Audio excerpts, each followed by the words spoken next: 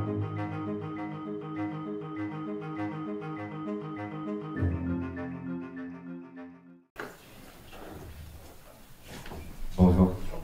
Alors, 4 clients amateurs de vin sont en visite en découverte dans le village du pays. Donc, ils profitent d'une pause déjeuner dans votre restaurant et aimeraient des conseils sur les boissons qui peuvent accompagner leur déjeuner.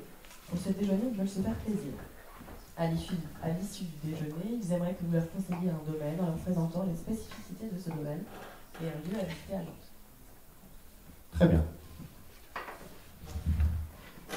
Bienvenue déjà, bonjour. Je ne sais pas si c'est la première fois que vous venez dans le pays nantais ou vous avez l'occasion de visiter Nantes. Très belle ville, sur vraiment la fin de la Loire, proche de l'estuaire. C'est une région qui me tient beaucoup à cœur personnellement, je ne suis pas originaire, mais je joue les régions pour ses vins comme pour sa culture gastronomique.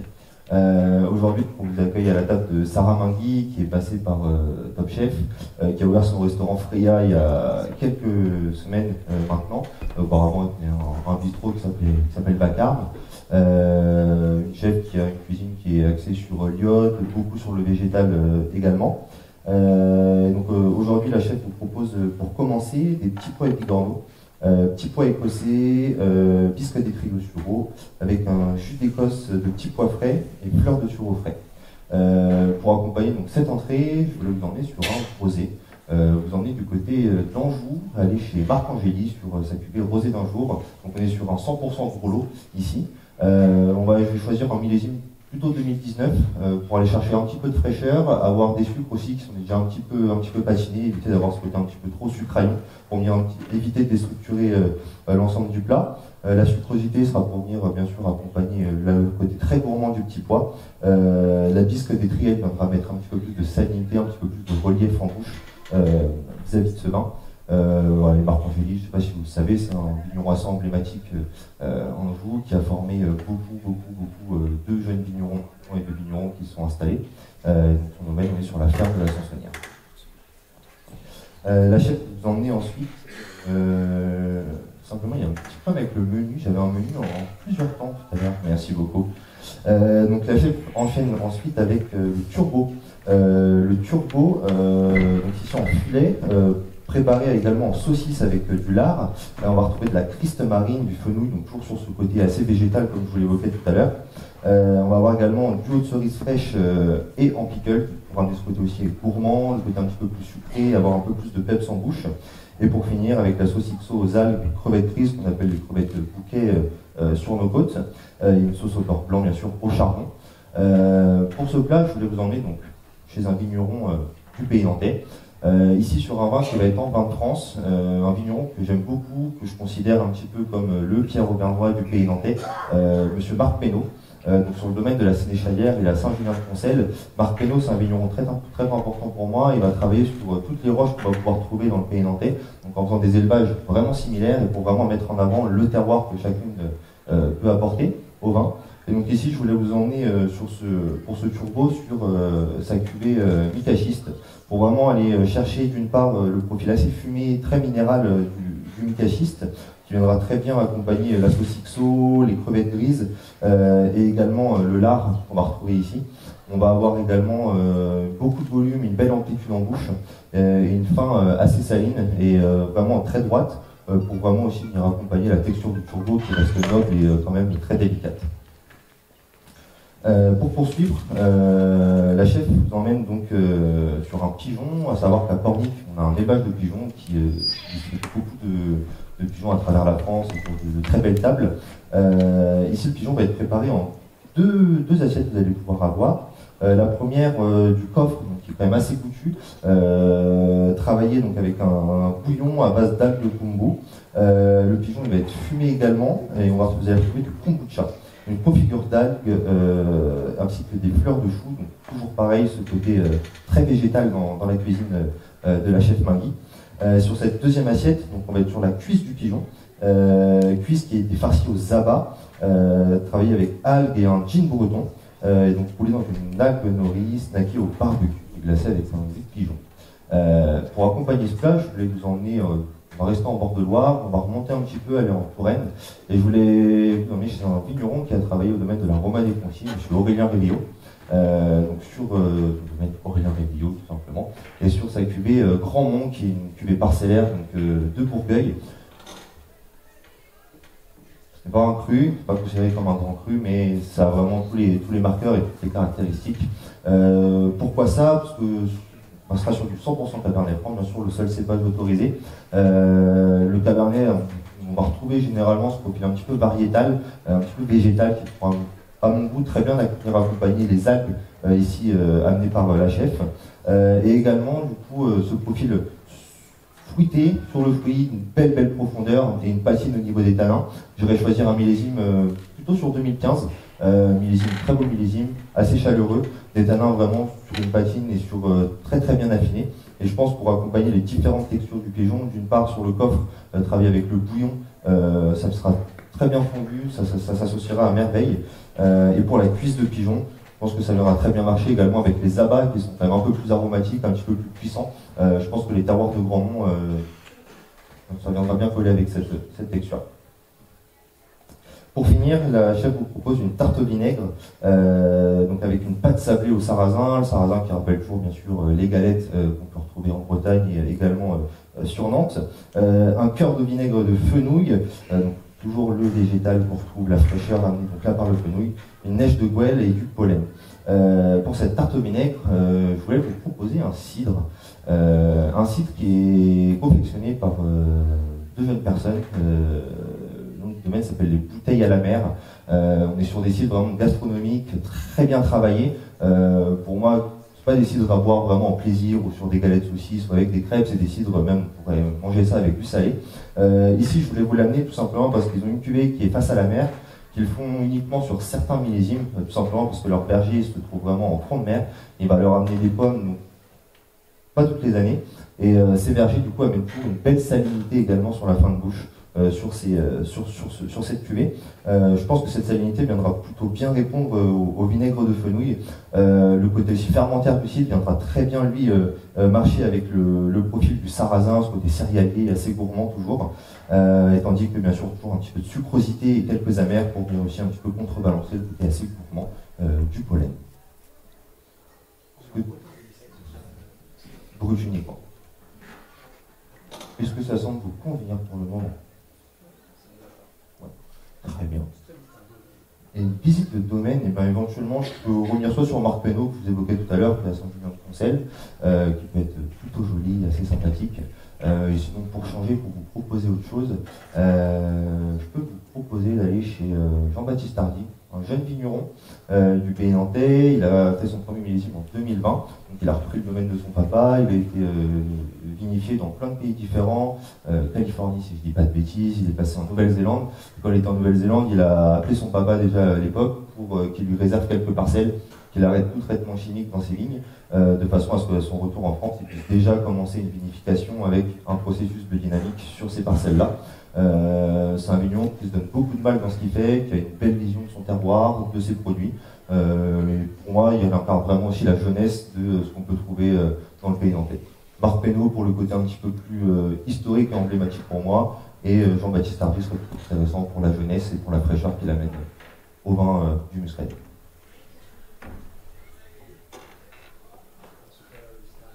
Et un lieu sur Nantes. Il y en a plusieurs. Un lieu sur Nantes de sympathique. Moi j'aime beaucoup me balader du côté des machines de Lille, pour le côté historique déjà d'une part, à savoir que l'ancien hangar à bananes était un lieu de commerce sur Nantes assez important, qui a malheureusement desservi aussi au niveau au temps de l'esclavagisme. C'est des lieux qui sont aménagés en ce moment, très culturels, très dynamiques. Pour ma part, c'est aussi, il y a le nouveau CHU de Nantes qui se construit à ce niveau-là. C'est un périmètre qui est en pleine explosion culturelle, beaucoup d'écoles également d'art qui y sont installées. Donc si jamais vous êtes un petit peu friand de ce genre d'endroit, je vous le recommanderais pour avoir une vision aussi un peu plus fraîche, un petit peu plus dynamique de la ville de Nantes. Can I ask you a question in English? Yes. Great. You already started to answer this question, but could you recommend a different domain that, for you, represent the future of the appellation. Yeah. So I can suggest you Jean-Baptiste Tardy as a winemaker, a young winemaker, or even maybe a friend of Jean-Baptiste, Michael Salmon, is the similar way for both of them. So they their father were a winemaker, and they just work now on this estate, but they make their own estate in parallel of the father's estate. Like that, they can have some money with the father estate. They don't have a problem with that, and they just can have some few hectares to work as they want to do. So with no sulfate, no chemical product on the wine. Merci beaucoup.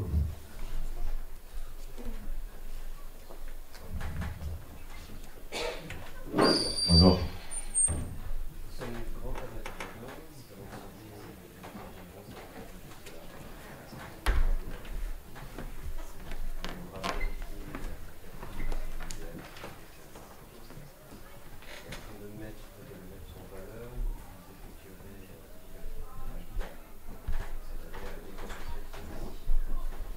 Très bien.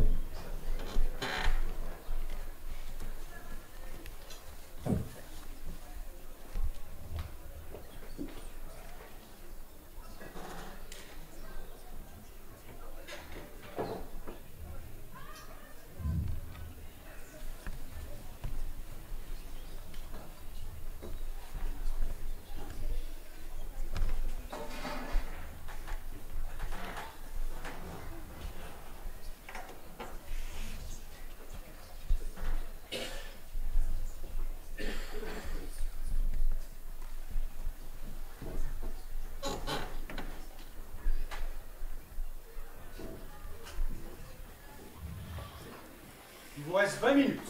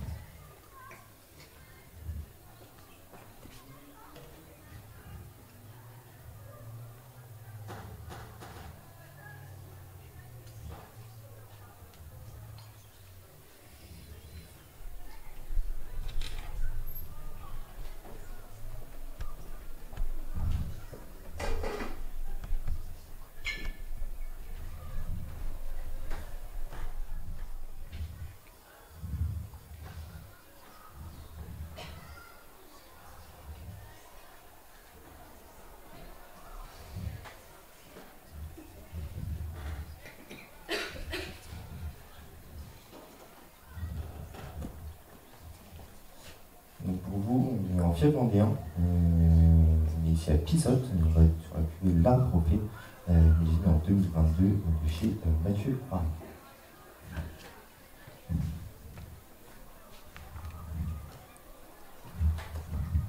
Le bilan, généralement, il va être utilisé pour des vins un petit peu plus anciens, quand du fond a tendance à un petit peu à se désagréger, pour éviter vraiment des dépôts dans la bouteille.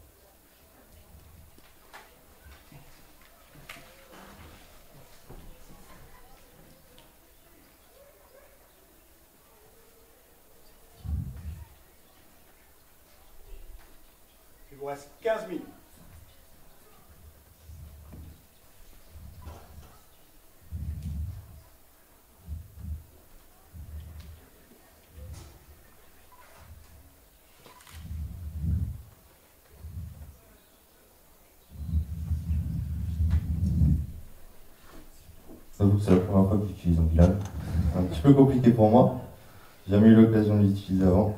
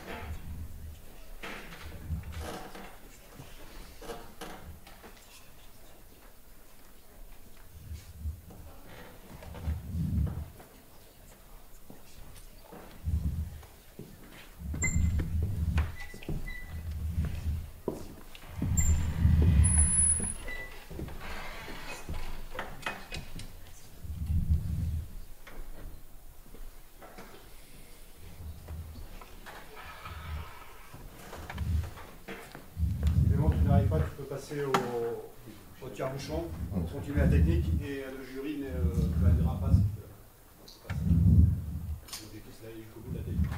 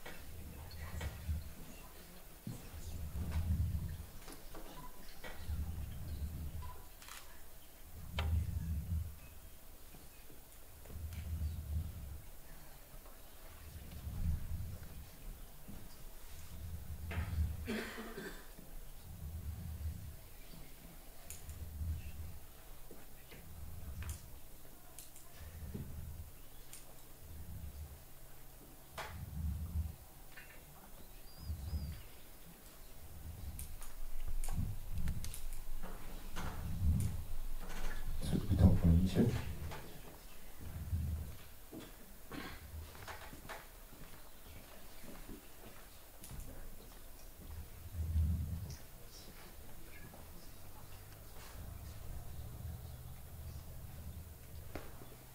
Il vous reste 10 minutes.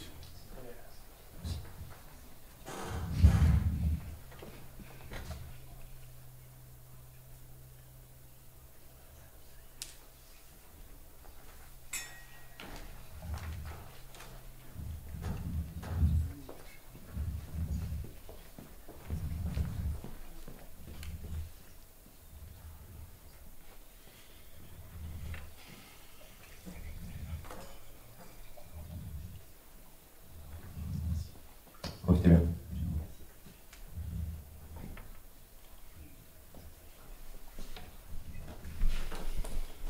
Bonsoir. Bonsoir. Vous allez devoir identifier 5 produits typiques de la région Pays de la Loire et Bretagne. Vous avez devant vous 5 verres noirs. Vous devez donner le nom du produit, identifier sa famille et sa sous-famille, donner le nom du produit de base et identifier la marque commerciale. Numéro 1 et 1 droit. Le verre d'eau.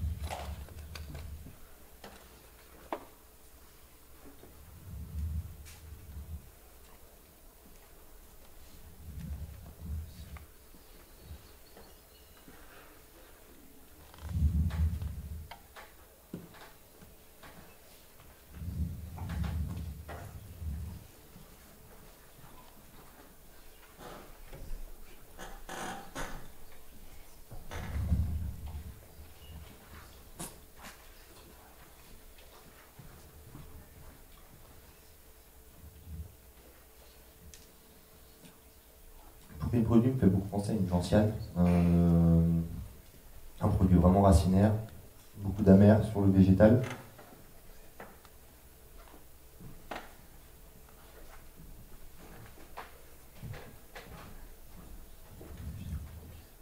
On a une marque ou un nom de produit, ça ne me parle pas du tout. Il reste 5 minutes.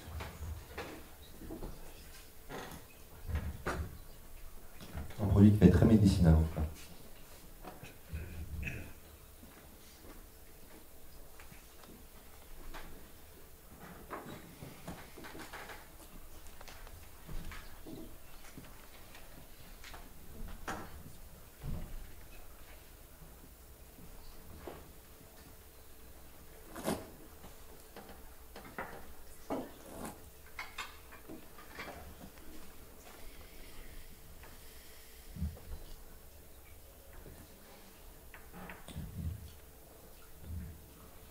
Deuxième produit, c'est assez gourmand. Ça fait un peu caramélisé.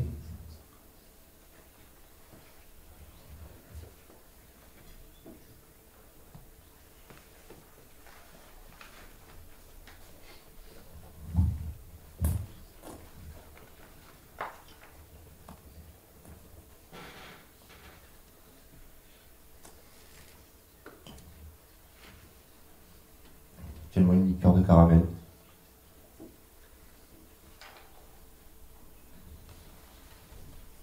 Troisième produit assez tourbé, je pense que c'est un whisky.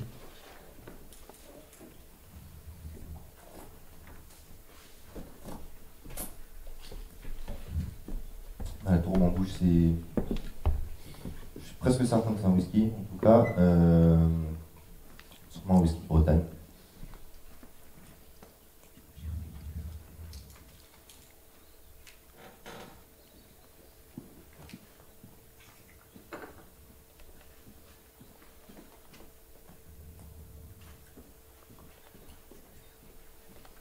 Quatrième produit fait assez tourbé aussi.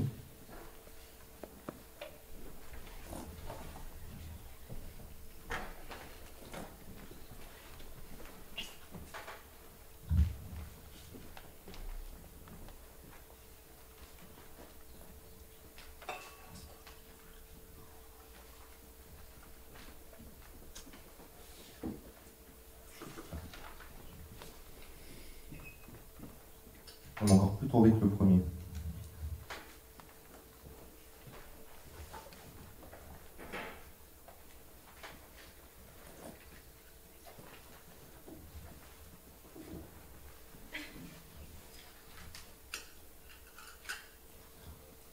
Je reste potentiellement sur 2 whiskies, donc pour le produit 3 et le produit numéro 4. Le 4, j'en suis certain.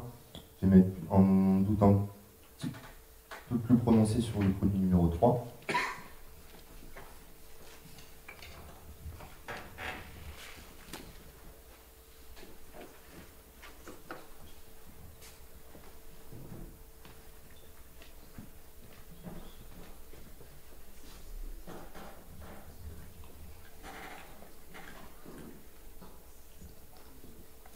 Pour le produit numéro 5, très végétal, salin. Je pense que ça doit être une compotée d'algues peut-être ou un produit du genre.